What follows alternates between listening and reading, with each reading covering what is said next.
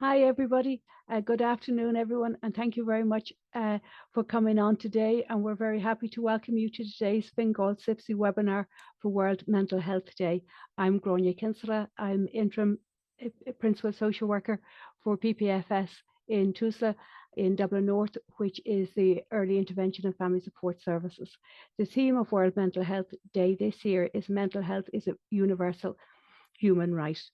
We all know young people's mental health can be impacted by social media. So today we've invited, and we're delighted that Webwise accepted our invitation to present today on keeping children safe online. Jane McGarrigle is here with us. She's a project officer from Webwise, and she's going to discuss selfies, smartphones, and social media, supporting children and teens online. And I think initially she might be looking for a little bit of interaction. The webinar will go on for 20 minutes, and then there'll be an opportunity for questions and answers before we wrap up at 2 o'clock. We have Una Caffrey here with us, the coordinator of the Fingal CYPSC, and she's going to help moderate the questions. Thanks very much, Una. The webinar is going to be recorded and it will be circulated post the event. If you have any questions, please feel free to put them into the question and answer function, and we'll get through as many of those as we can. If there are, we will finish at 2 o'clock. So if there are any questions that we can't finish, Jane will endeavour to get back to you. We'll also put links into the chat function when we finish. Okay, so Jane, I'm going to hand over to you. Thank you very much for coming on, and we're really looking forward to the webinar. Thanks very much, Gráinne, for that introduction, and thanks to Una and all at Fingal CYPSC for inviting us along to this webinar today. We're delighted to support it on World Mental Health Day. So my name is Jane McGarrigle, and I am the project officer with Webwise. And I suppose over the next 40 minutes, I'm going to be talking to you about some of the opportunities, challenges, and risks young people face online, and some practical strategies that we can use as educators, parents, those working with young people, to support them online. So we're going to take a look at what children and young people are doing online, what the research and data is telling us. We're going to focus in on some of the key online safety issues, and we're going to take a look at resources and supports. I am going to be asking for a little bit of participation. We might just ask a few questions to participants today. So you'll see a little chat feature there, a speech bubble feature. So if you can type responses into there when we go through some of the interactive elements, we really appreciate that. There's also a Q&A function there, so please do pop in your questions there, and we'll get to them towards the end. And I will try and get to as much as possible throughout the session today. A little bit of information about our organisation. So Webwise are the Irish Internet Safety Awareness Centre. We're funded through the Department of Education and the European Commission. So we form part of the Irish Safer Internet Centre, which is a consortium of helplines and hotlines. So we work with ISPCC Childline, Hotline.ie, and National Parents Council Primary to promote safer, better internet use among children and young people. These are some of our core areas of work. So we develop curriculum-aligned education resources that schools can use to integrate online safety and digital citizenship to teaching and learning. So these resources go from first class right up to senior cycle, and they cover things like digital media literacy, privacy, using social media, practicing safe online communication, understanding your rights online, big data, false information, sexting, and things like Coco's Law as well. They're all free to access from our website. We send out hard copies for free, and we send them out to schools and youth organisations and anyone working with children and young people. They can be ordered directly via our website, so do take a look at them. We also offer training in CPD. So we do events like this, and we provide training to schools through our colleagues in the IJA Teacher Support Service as well. So schools can access free face-to-face support through our digital technologies and health and wellbeing teams as well. And we have online courses for educators in cyberbullying, digital citizenship.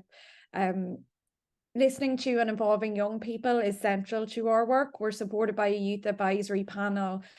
They input to all areas of our work, our resources, to developing new training. They have a big role to play in Safer Internet Day, our annual awareness raising initiative, and they also act as a voice for their peers.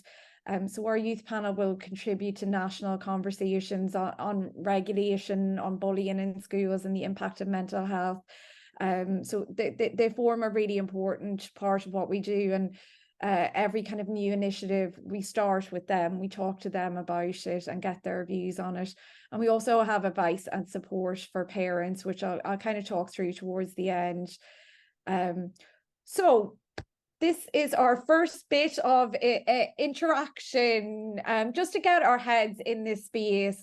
I'd like to put it out there, in your opinion, what's the biggest challenge when it comes to addressing online safety with the young people, children and young people that you work with, that you're dealing with on a day-to-day basis? What do you think is the biggest challenge? So maybe if I could invite you to just put your thoughts into the chat function there, what you think the biggest challenge might be. My own knowledge of it, exposure to inappropriate content. Yeah, brilliant. So a lot of people feel that they maybe don't know enough about this area. So things like training and what resources, the generation gap, brilliant. Exposure and community. Yeah, so practicing safe online communications.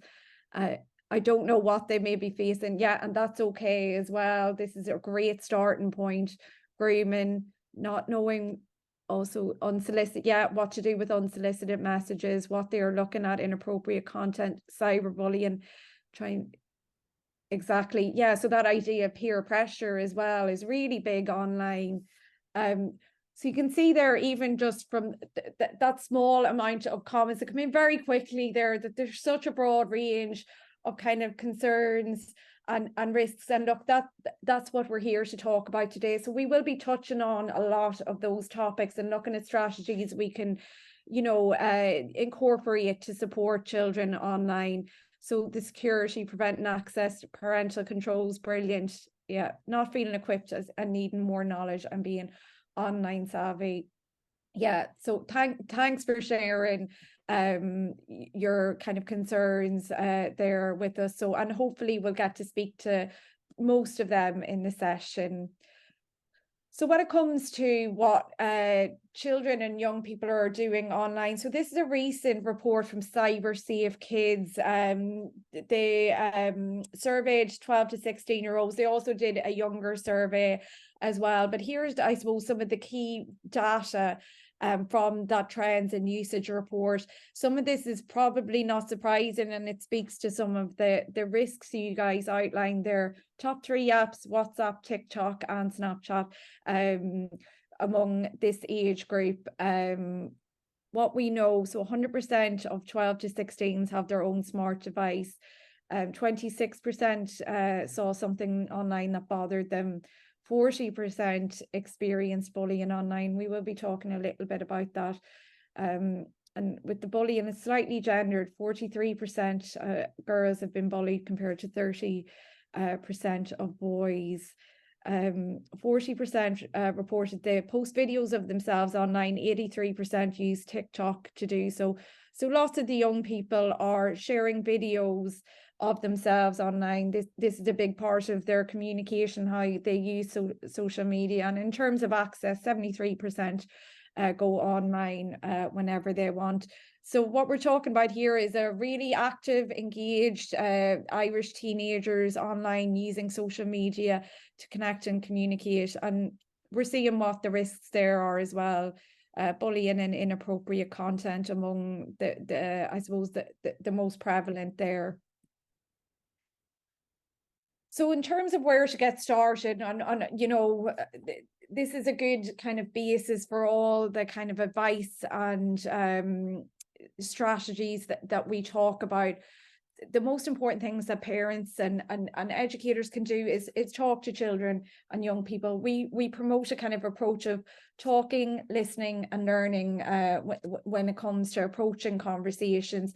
And really important that we remember the benefits of the digital world as well.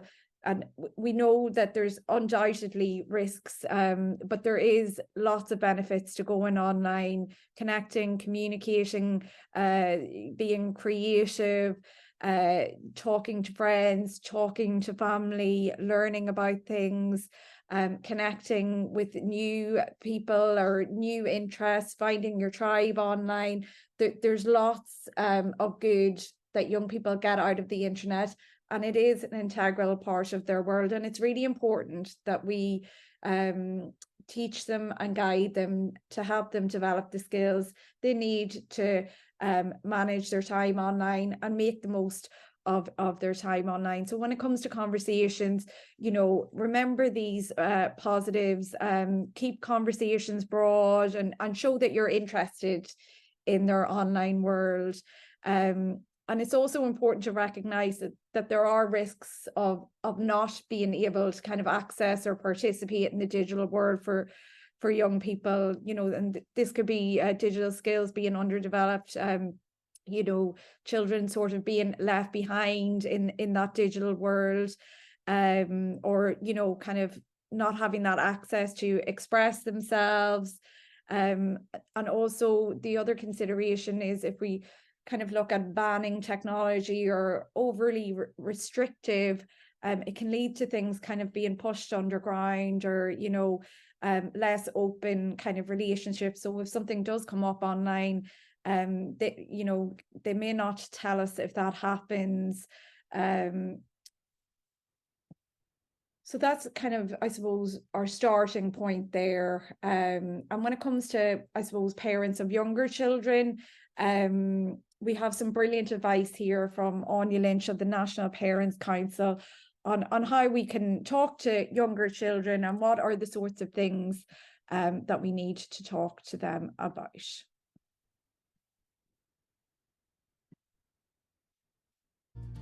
I think you start the dialogue around online safety from a very, very young age. It's a little bit like road safety. You're carrying them, you're holding their hand, and I think that's the important part of the online safety message right from the beginning with small children. Taking turns, being kind, talking to somebody if somebody isn't kind with them, and all those really, I suppose, basic messages that you're giving very young children, they just naturally develop then into conversations around online safety. So I don't think there's an age that's too young to talk to children about their behaviour and also other people's behaviour towards them. So I think the fact for very young children, making sure that there's really close supervision, that they're only online when you're with them, is giving them very clear messages that there is some danger around this. And I think that's how you start the conversation.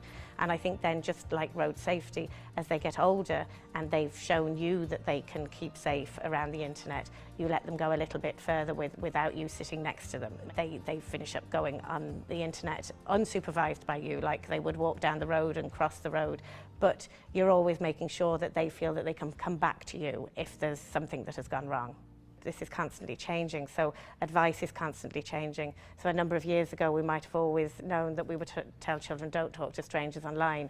Yet now I think through lots of activities, both adults and children are talking to people right across the world in terms of gaming and other sort of social platforms. So I think it's important that children always know that they've got somebody they can talk to, so that if they do come across something, that they need to come back and that there's an open door. And the younger you start in an age-appropriate way of getting those messages, that if somebody's not kind to a child, for them to tell an adult, the better, because that just becomes a natural part of how they approach situations that they're not comfortable with.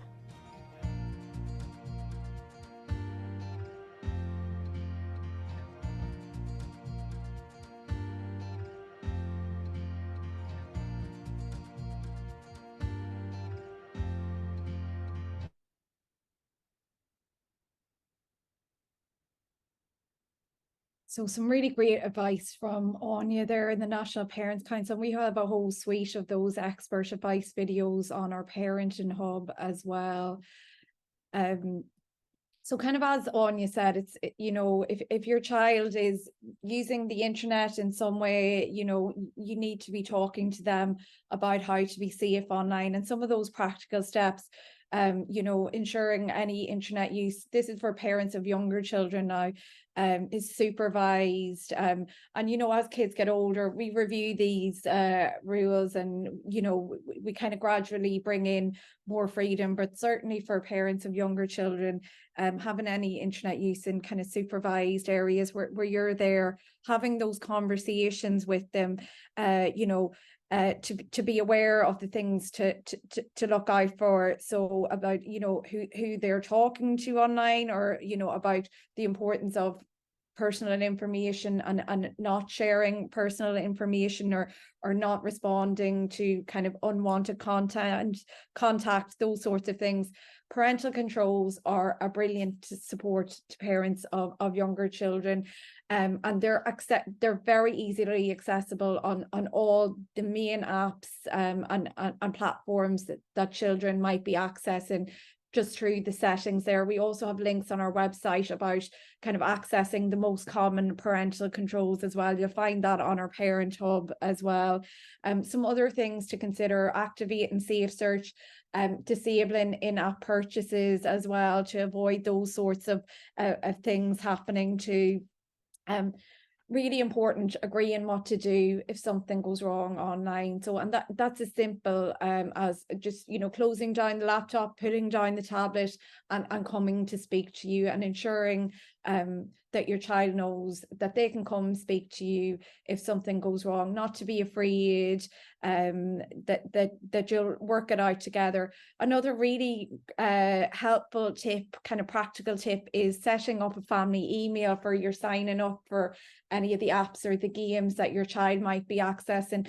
This gives you a little bit more control, you know, to manage the types of content your kid might be seeing, and that sort of thing as well. And if it's gaming, there's age settings as well that you can be mindful of. So there's the PEGI age rating system, and this is a really, really you know, good, robust age, you know, I suppose age rating system that is reliable as well. So check the age ratings on the games, and, you know, things like if there's chat functions in the games, and, you know, ensure you can disable all those things as well. And again, these are things that are quite easily updated in the settings and features as well. It's a good idea to take a look at them.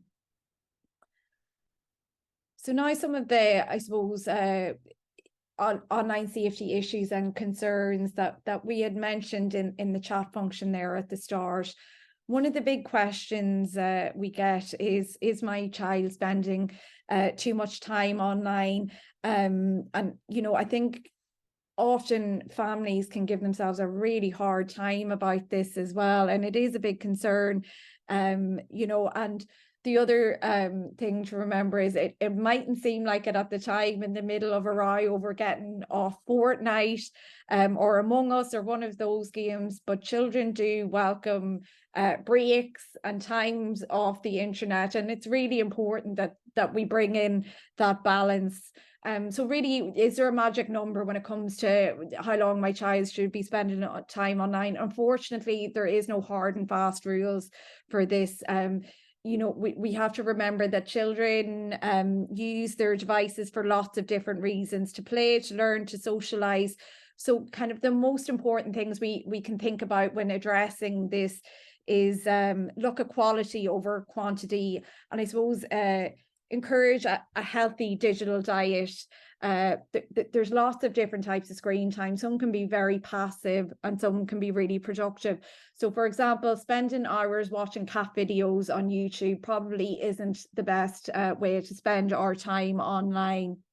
But you know, there's more active ways, like creating something online, learning something online, even playing games online can be, you know, a really useful activity. And research does show that if we're engaged in something purposeful online that we find interesting, this is really valuable and can be really helpful. So some tips to bear in mind when it comes to looking at maybe introducing rules around screen time. So we'll create a clear set of rules talk to your child about when and where you know, screen time is okay. So, you know, and we kind of recommend things like dinner time for screen free, you know, homework time, and bedtime is also a good place to start as well, you know, and considering having bedrooms as screen free zones as well. And, you know, I suppose as kids get older, you know, certainly having a switch off time where technology is put away for the night as well. And when we're, you know, I suppose developing and agreeing these rules, it's important that we're modeling that as well. So we stick to the rules at dinner time as well. And again, that idea of, I suppose, restricting use of technology in the bedroom, it's really important that our children and young people are getting a good night's sleep, and we do need to help them manage that. It's very hard for ourselves to switch off at night time, so any ways we can do that to make the bedrooms a tech-free space for them is really useful. So one of the big areas that parents and schools are interested in is social media. And I suppose, you know, when should children or teens be allowed on social media? Is there what's the age? Is there a recommended age? So if we kind of look at what age restrictions tell us on social media, most social media platforms have an age restriction of 13 and over. So you know, most social media platforms do not allow children under 13 on them, but we know children are accessing them. It's very easy to bypass with, you know, creating a different date of birth as well. So some of the things we encourage parents to consider when it comes to deciding if your child is ready for social media is to maybe look at the platforms they're interested in accessing, whether it's Instagram or TikTok or Snapchat. We have a whole series of explainers on our parents' website, and that's a great starting point to, I suppose, get you familiar with what the apps are, what the platforms are, and those explainer guides explain exactly how they work, what the privacy settings are, what the main features are, why young people like them, and what maybe the risks are to be mindful of. So that's a really good starting point to kind of help you get to know what they might be interested in using, and then you can, I suppose, think if your child is ready for that. And it's also really important to talk about I suppose expectations and you know, being able to navigate the world of social media. So things about connecting with people online, often we know, especially for younger teenagers, being popular or being seen to have lots of followers and friends is quite important. It's really important to have a conversation about kind of connecting with people that they know, and also helping them understand that online, on social media platforms, it can be really easy for fake profiles, for people to make fake profiles. It can be hard to tell who you're talking to online, so just to be mindful of that. Also to kind of talk about what to do if you receive unwanted messages, and to understand the privacy and safety features on the platform. So maybe go through them together, looking at the block reporting features and ensuring they understand how they work, and of course to keep checking in with them as well to see how they're getting on. Get them to show you how the platform works and what they like about it. Can be a really useful way to kind of bridge that gap as well.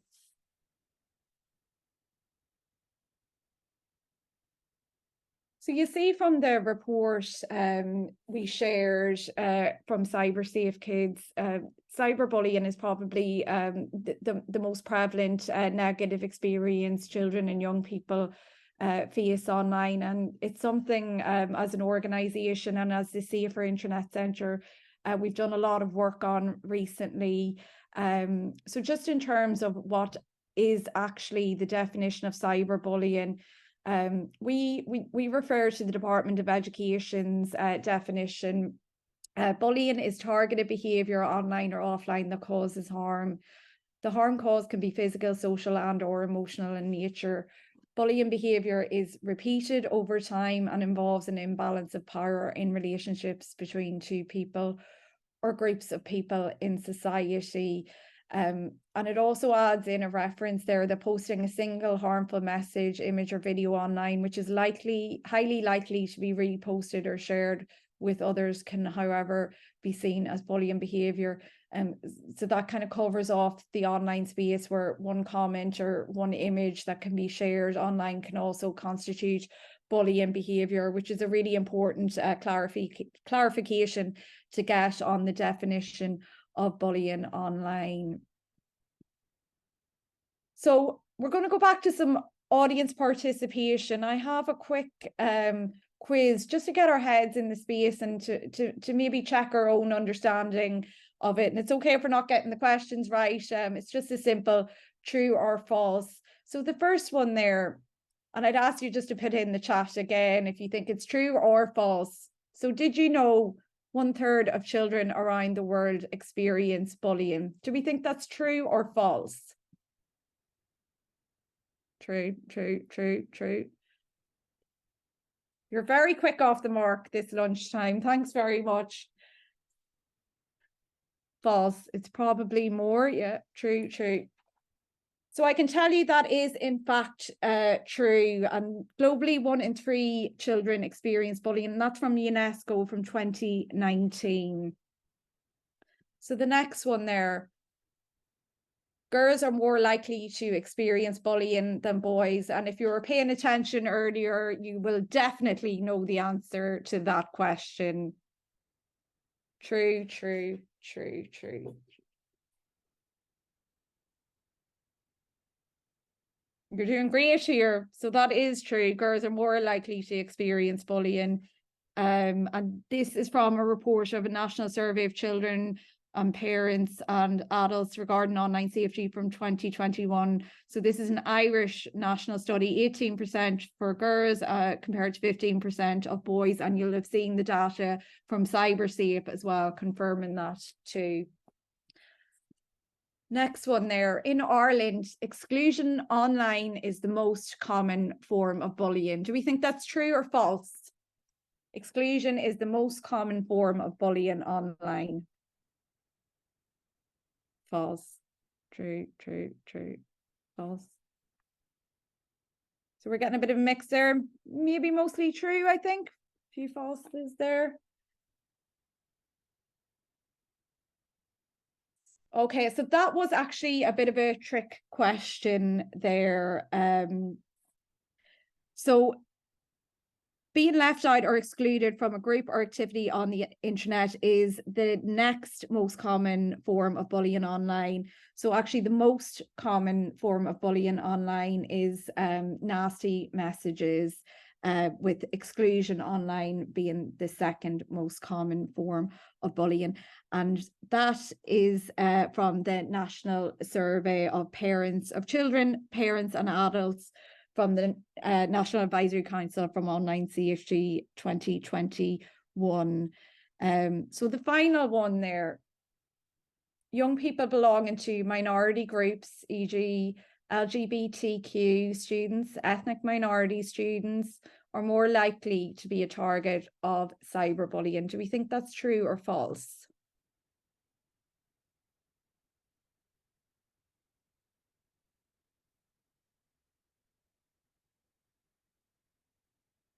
So I think that is almost unanimous there. That's true. And that is, yes, you are right. That is true. Children who are perceived to be different in any way are at more risk of bullying. Key factors include physical appearance, ethnic, linguistic, or cultural background, gender, including not conforming to gender norms and stereotypes, social status, and disability. That's from UNESCO 2019. Also important to remember some students, such as gifted students, students with special additional needs, and LGBTQ+ students are at increased risk for being targets of school bullying. So that's what the research there tells us. I suppose it helps us give us a little bit of understanding around cyberbullying and the prevalence there. I think it's really important to say anybody can be a victim of bullying. It can be the most popular person in school as well. So bullying can have an impact on anyone, and I suppose there are some quite serious consequences it can have. So what can we do when it comes to addressing bullying? I have a little scenario here that I'm going to talk through and share some of the kind of strategies maybe or options we could use if we encounter this. So your 14-year-old daughter comes to you and tells you that she is upset. She doesn't want to go to school tomorrow. She says that she's being excluded from group chats her classmates use to share jokes and make plans for the weekend. She's been told that rumours are being spread about her in the chat and that some children have photoshopped her face onto faces of photos of animals and obese adults and are posting them alongside nasty comments about her appearance. So in terms of responding to that, I suppose some of the key things to remember, praise your child for coming to speak to you about the problem. We know with things like this, it can be really hard to take that first step to say what's going on, and reassure your child that many people have had similar experiences and that you will work together to sort this out. So the first thing, listen supportively to them, don't interrogate them, and so make it clear, I suppose, that the kind of steps that you might be taking to help resolve this issue, so that they know everything as well. Once you have established that bullying is taking place, we'd recommend getting in touch with the school, with your child's school or youth organisation. And if the bullying is very serious, contact the Gardaí as well.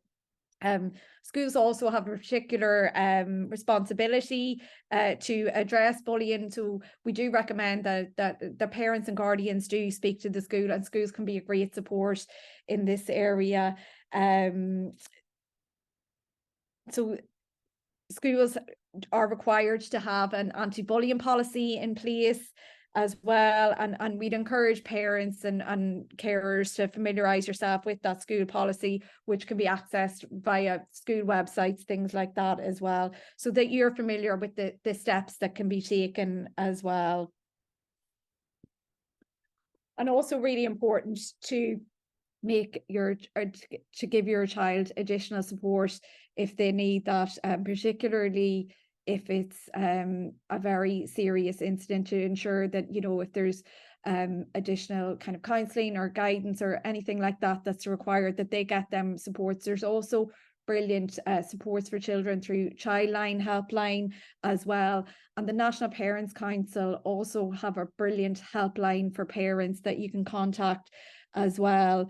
And in terms of, I suppose, kind of dealing with the aftermath of this, we kind of recommend on working with your child to help build their confidence and self-esteem. So support your child through engaging in, you know, maybe additional out of school activities such as sport, music or art as well.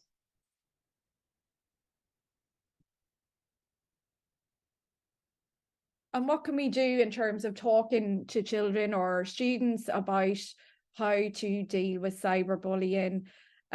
So these are the kind of key messages we teach children about cyberbullying. So if they encounter cyberbullying, don't reply, keep the message, show them how to screenshot messages, how to kind of record them, block the sender, tell somebody, whether that's parent, guardian, aunt, uncle, trusted adult, teacher, talk to somebody. And also when we're giving these messages, it's really important that we talk about what it means to be a good friend online as well, and not to engage in bullying behaviour, not to support bullying behavior, what to do if they see somebody being targeted online, how they can safely support them and be a good friend online. So this idea about being a good digital citizen.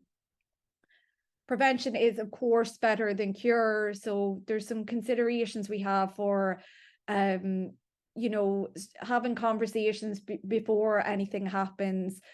So ensuring, you know, children and teens know what to do, developing good habits online. So, you know, that idea of updating the privacy settings, having, you know, the most private settings up to date. So switching profiles to private, friends only settings, those sorts of things, ensuring they understand the block reporting features, encouraging and promoting positive connections online and being a good friend, asking for help, and reminding them that parents, family, schools are there to help, and highlighting the additional supports that are available, things like the Childline helpline, which are brilliant.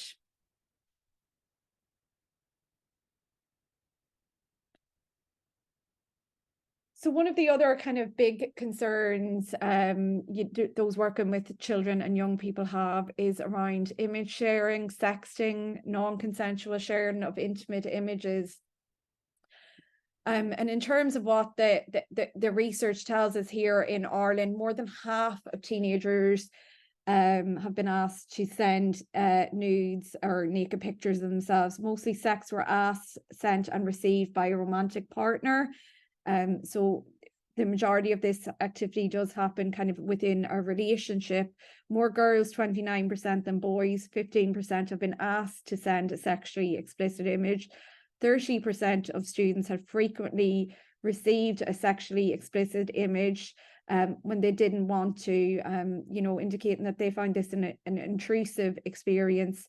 Research also carried out by Zico found that Irish teenagers are more likely to engage in sexting the older they get. And that other data I shared there is from the DCU Anti-Bullying Centre as well, who have some brilliant research into this and other areas. In terms of the risks that I suppose we need to be aware of when it comes to sharing of intimate images, the idea of losing control of that image. If we put something up online, we have very little control over where it can go, who it can be shared with, how far it can go. Understanding things can go wrong even in a trusted relationship or friendship. You know, that things can be shared when a relationship breaks down, that sort of thing. And also, I suppose, young people may be coerced or groomed into sharing images, so they, you know, they can be put under pressure to share images or nudes when they really don't want to. So that's some of the general risks. How do we go about conversations, approaching those conversations with teenagers online? I'm going to share a video from Dr. Elaine Burns from NUIG Galway, who offers some brilliant advice on this topic.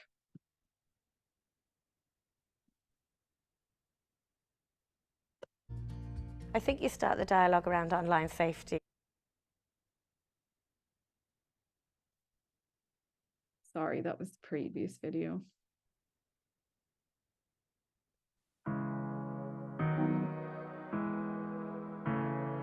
Sexting can be defined as the sharing of sexual images, text, or video through, for example, technologies such as the phone or various apps.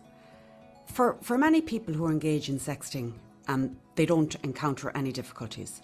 However, I think something that adolescents maybe aren't aware of, because they are digital natives, that cliche, they've grown up with technology. And parents, for the most part, can be digital tourists, so that they don't see a danger to sharing. Be the parent that the child wants to tell things to. So to develop or to be seen to be really, really interested in what your child is telling you, then they're going to open up, they're going to tell you more. And also to be an askable parent, right? To be a parent that a child feels confident that they can ask a question of if they're unsure, and that obviously as parents, our children trust us. And so for them to feel like if they have an issue or if they have something that they're upset about or they're concerned about, that they can tell us or they can ask us. And that's a challenge for us as parents, is to be both tellable and askable. They send something to a friend, to somebody that they trust. They don't consider that this may be circulated and widely circulated, and what are the consequences if and when that happens. What happens when this person you trust, if that relationship breaks down? We don't tend to think about the what ifs. What happens if that person whom we trust shares the image that we've shared with them? There are consequences that people don't tend to think about or tend to consider when they press send. Regardless of how benign the pressure may seem, they're still under pressure to send this. And instilling in them a confidence and an ability to say no, because saying no is a life skill, and it's a skill a lot of adults haven't developed themselves. So I think for parents, encouraging our children to be confident and to be self-aware enough to know what they want and also what they don't want. Understanding effectively the concept of consent. This isn't a one-off conversation, and I think that's important for us as well, is that it's not like, when it comes to the birds and the bees, the talk, that this is something that we weave into conversation. And a way that I think is really useful to do that is to use something in the media. Okay, so that it becomes like a third party that you're talking about, that you're not talking about them or you're not talking about yourself, that you're using a third party to open the conversation with your child. I think that's important.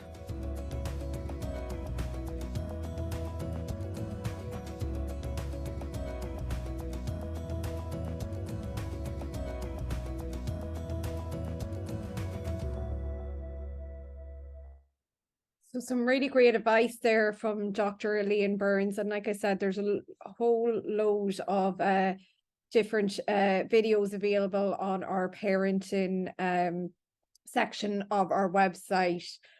So as Elaine said, some of the important considerations for having conversations with your teenager, begin the conversation, reassuring them that it's okay to say no, helping them understand the concept of consent, and we can introduce this. This doesn't need to be introduced only in the teenage years. We can begin this earlier and earlier. Things like if you're taking pictures of your child at an event, or you want to share photos with other family members, checking in with them to see if they're, to seek their permission about that, to see how they feel about that, before you share it with others. It's a great way to introduce that concept and to model that good behavior. She mentioned talking respect and being respectful, understanding the risks as well, and also highlighting where they can get help and support, that they can come to you, not to be embarrassed if anything happens, that you'll work it out together, because there can be a lot of fear and shame if incidents happen. Some people may feel, some victims may feel like that this is their fault. It's not. Nobody should have their images shared without consent. It is illegal now under Coco's law as well. And to help them understand that, we actually have a great poster on understanding Coco's law, and we have a great lesson for schools as well. It's called What is Coco's Law? And there's a poster that can be downloaded. And we also have a brilliant SPHE resource called Lockers on the non-consensual sharing of intimate images. So there's brilliant materials there for schools to introduce this topic as well. We don't have time really to go through the final section of my talk, which is all about helping young people develop critical thinking skills and the idea of false information. But we have lots of information in our parent book about that, so do take a look at that. And we have brilliant resources for schools for primary and post-primary as well. So I suppose we're coming up to the end of the talk and leaving some time now for questions and answer. Just a quick wrap up. Some of the top tips: get informed. You can start by visiting Webwise Parents or the teachers section, ordering the resources, looking at our explainers, helpful guides.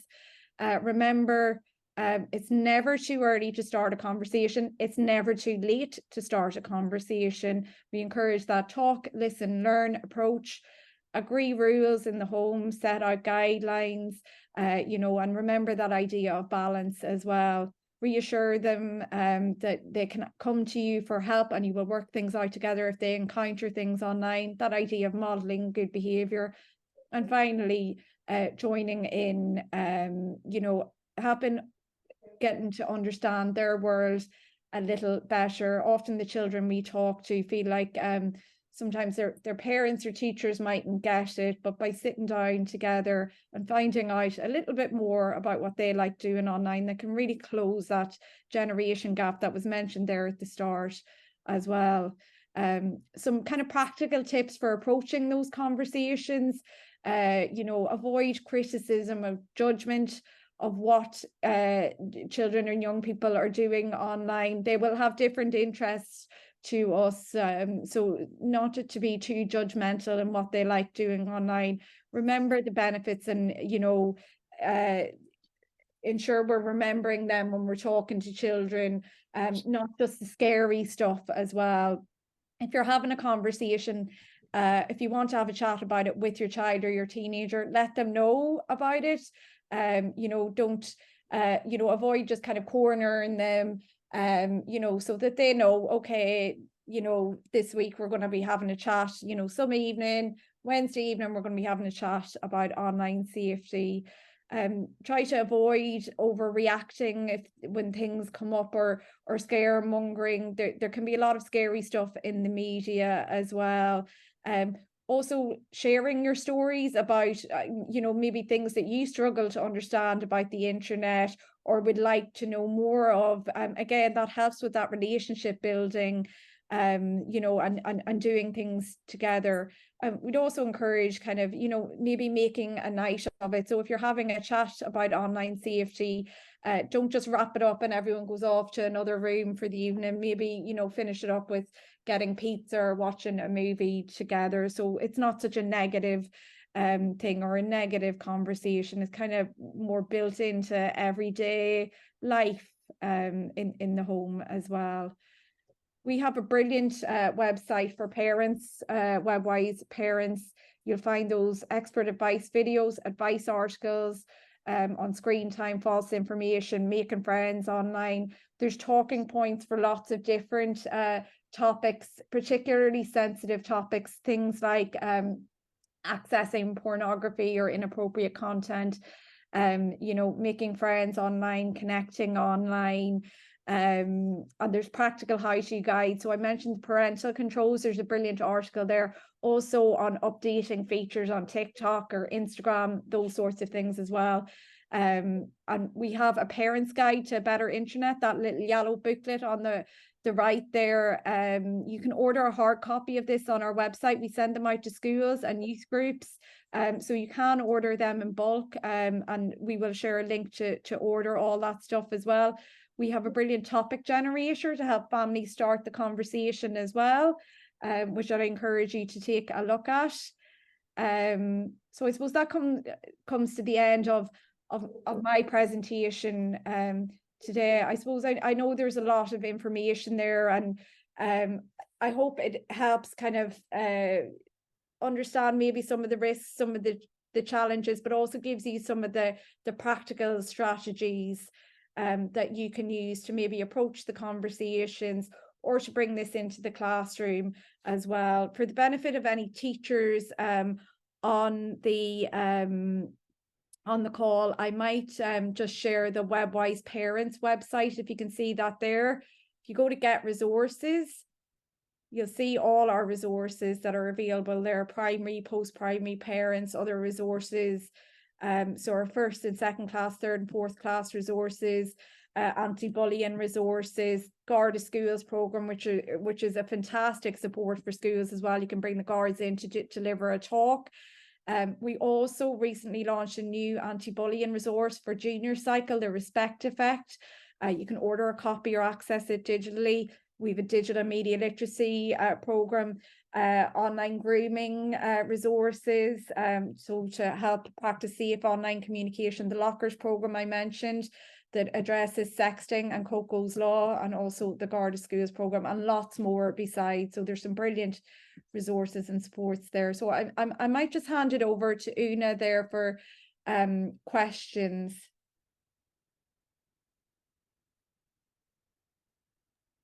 Great, thank you very much for that presentation. I learned some new language there, and I definitely fit into the digital tourist bracket. So it's good to have some new language. So we had 3 questions. The first one was, what is your view on whole school pledges to delay mobile phone or social media usage until secondary schools, and do you have any pros and cons? And the other question was, can you share the presentation afterwards, as well as we will be resharing the recording? And the last one, so we've only 3, is, does Roblox fall into the more productive category of screen on time? I just thought I'd pose 3 of them together. I can go back over them, but just so you know, yeah, you only have 3 in the space of time that's left. Yeah, no, great, thanks. And yeah, on the smartphone thing, so we're definitely aware there's lots of communities coming together to address this. And I think what this conversation does tell us is that parents and schools want and need more supports in this area. I suppose from our perspective, we really encourage schools and parents to take a look at the resources that are available. And we would definitely, you know, in terms of smartphone use, this is up to individual families and individual parents to make those decisions. But we would highlight there's lots of brilliant resources and supports there. And it's really important that we teach young people the skills they need to safely navigate all digital technologies as well. So do take a look on the website there. Does Roblox fall into more productive category of screen time? Yeah, I'd say sometimes the kids might like us to think so if they're spending a long time on it. There's some great things about Roblox, and like I said, with all games, they can be really useful and really helpful. I think the things to think about when we're talking about time online, particularly around gaming, because this can be a big consideration, is, you know, how much of their time are they spending on that? You know, are they getting the right balance? How is their behavior, you know, when they come off the game? Is it easy to get them off the game? You know, can you put in place guidance, or, you know, I suppose some sorts of rules around when they might be playing the game, you know, kind of after they've got their homework done or on the weekends, those sorts of things. Those are the considerations that we really encourage parents to think about. But certainly there's some great things about, there's loads of different games online that can be really, really useful. I suppose it's just about getting that balance right, and to make sure it's not affecting them or impacting them in other ways, you know, that that gaming isn't taken away from other aspects of their life, and to think about those things. And then just, I suppose, finally on the presentation, yeah, we can share a copy of the slides, and I think I can just, if we can share the links in the chat as well to some of the resources I sent. I'll just pop them in the chat now, just bear with me. So when you were talking there, Jane, another question popped into the question and answer box. Do you have any resources available for neurodiverse children, and would the advice differ? So the advice does differ slightly in some of the things that you would, some of the ways you would have to approach the conversations and that sort of thing. So there is a brilliant resource. It's a UK resource, but we would highly recommend anybody working with children with additional needs to look at this. I'm going to, if you just bear with me, I'm going to pop the links all in now to that. It's called internetmatters.org. It's called Inclusive Digital Safety, and I'm just going to pop the link to that in the chat. There's some super advice in there for professionals working with children with additional needs, and for parents as well as teachers.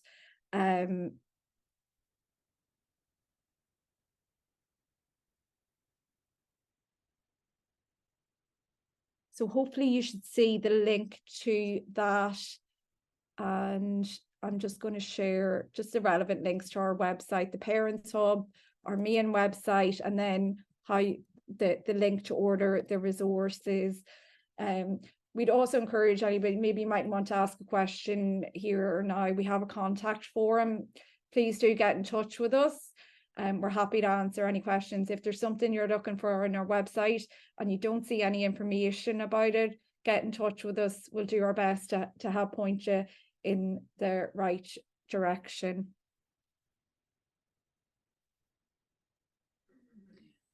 Okay. Well, thank you very much, Jane, for that really informative presentation, and for all the links and the information about the resources. I think it has been a really informative lunchtime. So thank you very much, Jane, for that, and for all your time and energy and effort and thoughts on keeping the young people safe online. So thank you also to everybody that came on today and that spent their lunchtime with us. And thank you, Una, for putting this together from Fingal CYPSC.